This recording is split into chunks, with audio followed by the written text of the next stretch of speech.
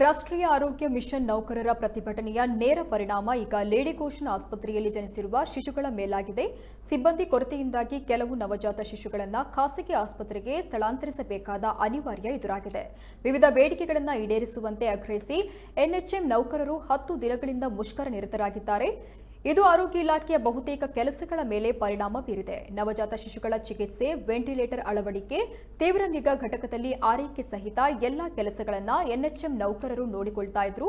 ಈಗ ಅವರಿಲ್ಲದೆ ನವಜಾತ ಶಿಶು ವಿಭಾಗದ ಕಾರ್ಯನಿರ್ವಹಣೆಗೆ ತೊಂದರೆ ಉಂಟಾಗಿದೆ.